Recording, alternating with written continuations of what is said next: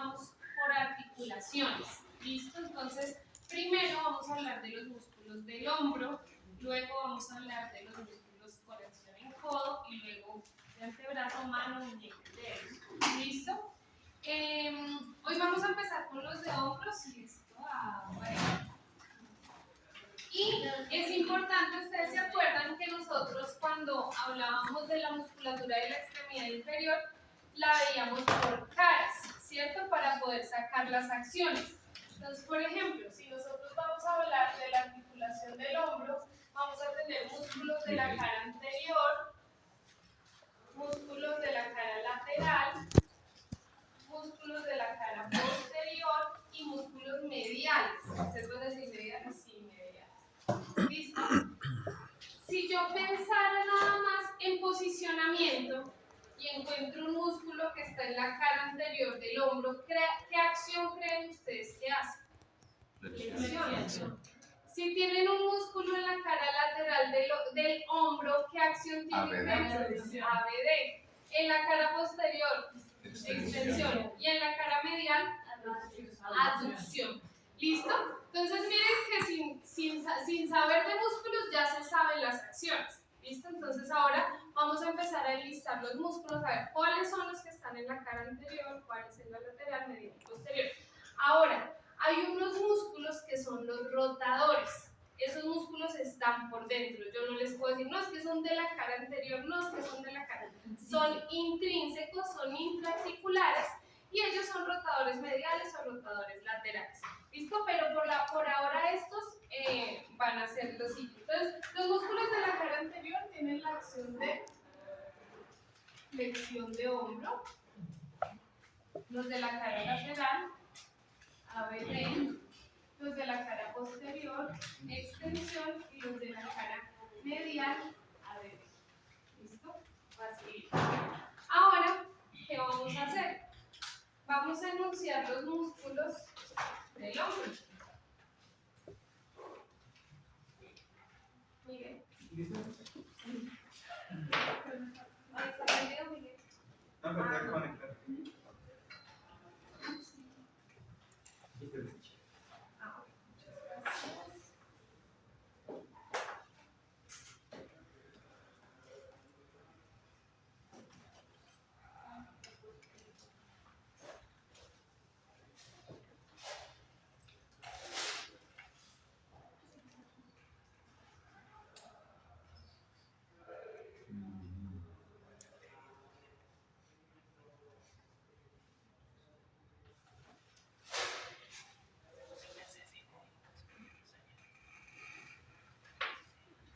Listo, entonces en los músculos del hombro tenemos unos grupos musculares importantes.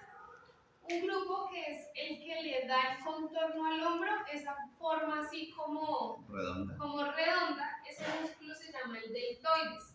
Acá ustedes lo ven. Este es el músculo deltoides.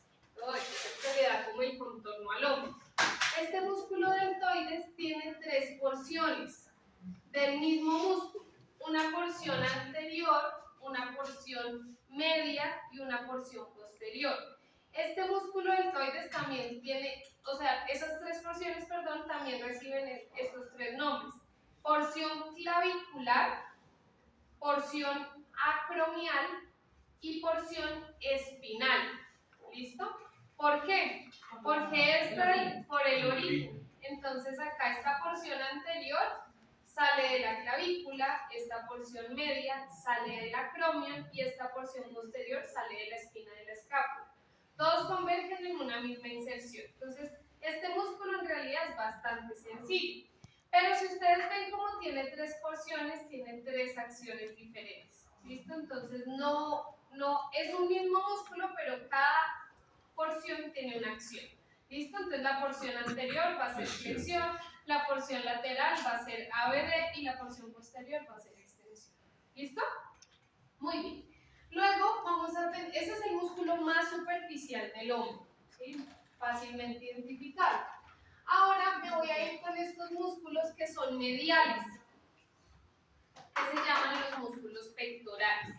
¿Listo? Los músculos pectorales están justo por encima de las costillas, después de otros músculos que se llaman los intercostales, está el pectoral menor y encima el pectoral mayor, ¿sí? Son dos. El pectoral mayor es el más superficial. De hecho, yo puedo tocar el tendón acá muy cerca a la axila, y si yo hago este movimiento de aducción, es el tendón sal.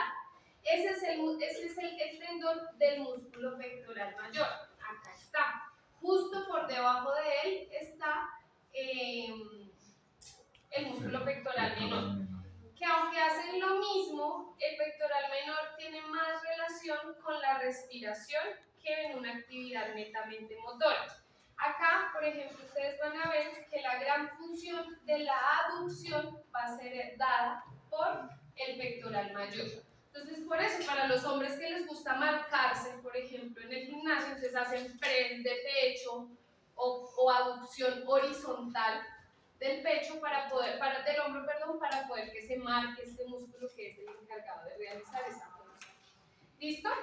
¿Cómo se llama el tendón? El tendón del músculo pectoral. ¿Listo? Entonces, en la cara posterior vamos a tener un músculo que, aunque es del dorso, su función está en el hombro. Y su función principal es extensión de hombro. Es este músculo. ¿Quién se acuerda cómo se llama? Cerrato. ¿Cómo? Dorsal ancho. Sí, señor. El dorsal ancho. Este músculo dorsal ancho, cuando vimos dorso, yo les decía que es el que se puede palpar acá, que las mujeres, o yo por lo menos sufro terriblemente con ese, porque es muy feo. O sea, para las mujeres se descuelga fácilmente y ahí se hace un pliegue. Y es un músculo bastante robusto, mírenlo, todo lo que ocupa, pero él se inserta arriba en el húmero. Y cuando se contrae, manda el húmero hacia atrás. Entonces hace extensión de hombro. ¿Listo? Y el resto de músculos ya son músculos intraarticulares mucho más profundos, que son los intraescapulares, que principalmente son rotadores, el famoso manguito rotador, etc. Dentro de los músculos del tronco, él tiene mucha relación con la extremidad superior, están los serratos, pero su función principal no es el movimiento del hombro, sino mantener las escápulas en una correcta posición. ¿Sí? Es decir, que son principalmente músculos posturales. Pero ustedes dicen, bueno, ¿y por qué los nombramos? Estoy hablando de los serratos. ¿Listo? Los músculos serratos no tienen acción en la extremidad superior, es decir, que ustedes no ven que abra o cierre el hombro, no. Su función principal está en la acomodación de las escápulas. ¿Listo? Pero recordemos que las escápulas se mueven cuando yo muevo la extremidad. Entonces, si un paciente, por ejemplo, tiene una hipercifosis, él va a tener limitada la flexión, la aducción, es decir, que si esas escápulas no están bien posicionadas hacia la línea media, gracias a los músculos serratos, a los músculos romboides y a los músculos posturales, pues la extremidad superior no va a poder moverse, ¿sí? Entonces, por eso ellos están ahí, pero no porque realicen un movimiento específico sobre el hombro. ¿Listo? Ahora ustedes van a ver, por ejemplo, en las acciones musculares, van a ver aducción de escápulas, claro, las cierran. Abducción de escápulas, claro, las abren. Si yo quiero hacer el movimiento de hombros, mis escápulas se tienen que separar y unir, que son los movimientos requeridos para accionar las prótesis mecánicas de la extremidad superior. Entonces, ahí necesito movimientos escapulares.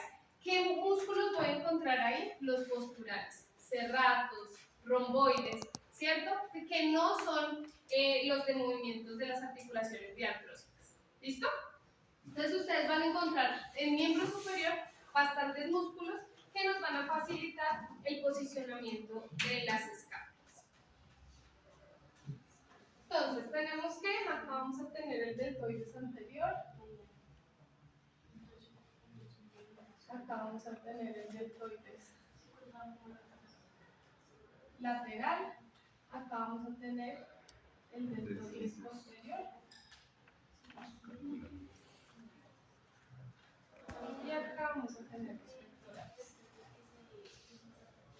¿En medial? Ah, en medial sí. Y en posterior vamos a tener el dorsal ancho. Este deltoides posterior también es llamado espinal. Acá este lateral también es llamado acromial. Y este es llamado clavicular.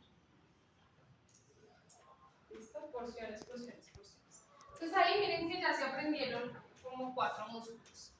¿Listo?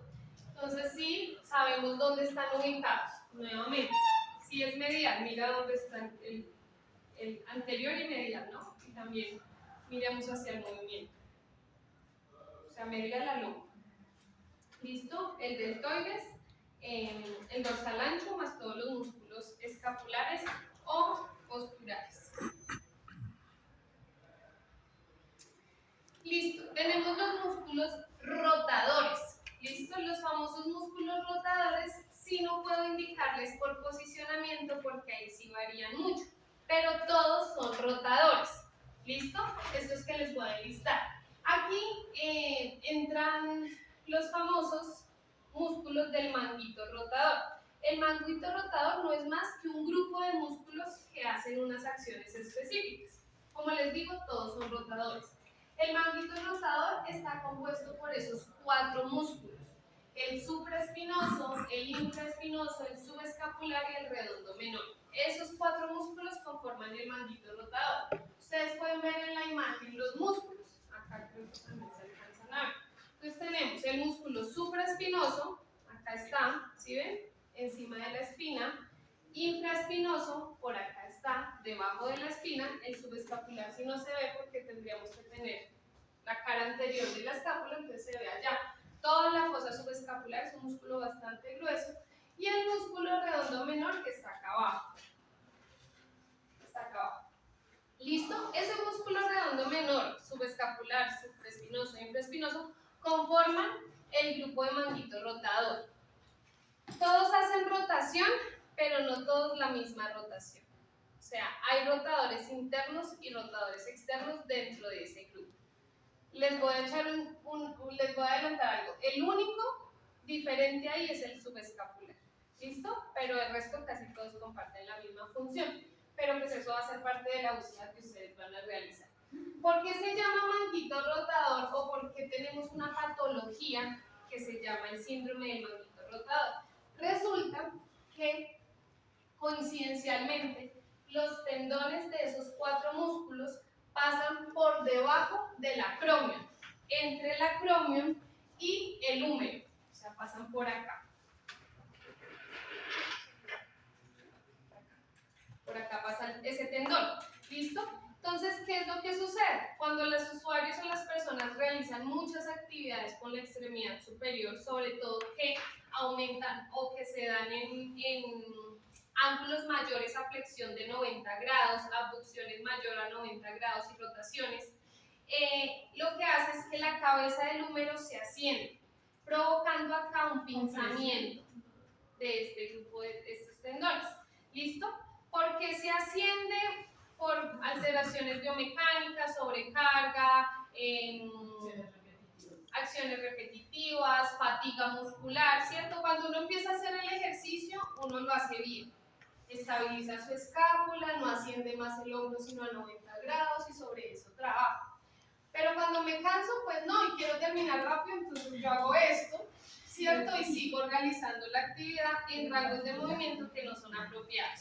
Ya pierdo la estabilización que hacen mis músculos posturales de la escápula y se empieza a generar este pinzamiento que con el tiempo genera una inflamación crónica en ese tendón llamado síndrome del manguito rotador. Cuando los tendones se inflaman, duelen, limitan el movimiento, pero la enfermedad o la inflamación crónica hace que los tendones empiecen a osificar, pierdan la capacidad tensil que tienen por tejido y se vuelvan duros, rígidos. Entonces el usuario pierde movilidad de la extremidad superior, del hombro que es tan importante y pues es bastante discapacitante. ¿Qué tratamientos se tienen para eso? Inicialmente, pues antiinflamatorios para lograr controlar la inflamación del tendón, y que no se vuelva a generar, ¿cierto? Seguido de fisioterapia para que a través del fortalecimiento muscular se le indique al usuario cómo puede trabajar su extremidad superior sin pinzarla, sin dañar o sin seguir comprimiendo este tendón. Si definitivamente vuelve esa lesión que tiende a presentarse en personas que trabajan en aseo, es muy frecuente, ¿listo? Precisamente por cómo limpian. Si se vuelve a presentar, la siguiente línea son infiltraciones. Entonces lo que hacen es que a nivel intraarticular o entran allá con jeringas y ponen antiinflamatorios tópicos para generar que la inflamación se reduzca. Y si definitivamente no, entran quirúrgicamente para liberar ese tendón. Ahí se empiezan a acumular unas sustancias que vuelven rígida esa zona, que se aumenta, se pone pesada esa cápsula articular que también hay ahí. Entonces entran, limpian, lubrican y tratan de dejar ese paso como bien. Doloroso, sí, mucho, bastante. ¿Profe, y riesgosa esa cirugía? Pues todas las cirugías tienen riesgo, ¿no? Pero me refiero a que cuando un usuario ha llegado a cirugía, las recidivas son muy altas, o sea, va a seguir con dolor, limitación en la articulación, etc. ¿Listo? Entonces, y eso, el síndrome del manguito rotador en diferentes ocupaciones es una enfermedad laboral, sí, una enfermedad de origen laboral. Para el caso de las compañeras que trabajan en el aseo, es muy pesado, por cómo limpian, cómo trapean, cómo barren, cómo refriegan, cómo... Mi suegra sufre de eso y ella también trabaja en eso mucho tiempo, sí. Sí, es muy característico. Profe, para nosotros el laminar es cuando uno lamina muy seguido empieza uno a sentir eso. Sí, claro. Por eso es importante que las personas no trabajen por procesos, ¿sí me hago entender? O que los trabajadores no estén asignados por procesos, sino por casos, a una sola actividad. Por eso es que en general las líneas de producción en muchos sitios han dejado de funcionar, porque es el mismo trabajador haciendo lo mismo todo el día, y pues eso genera una sobrecarga mecánica, mental, terrible. Hay actividades que sí o sí se hacen en línea, o sea, el montaje de los carros, ahí no hay nada que hacer, ¿sí? Pero que por lo menos sean rotados, que no sea el que ponga la puerta 10 años. ¿Sí me voy a entender? Lo que pasa es que la curva de aprendizaje, nuevamente en actividades que generan tanta experticia, pues es grande, larga, y la gente o los trabajadores no invierten en capacitación o en recapacitación.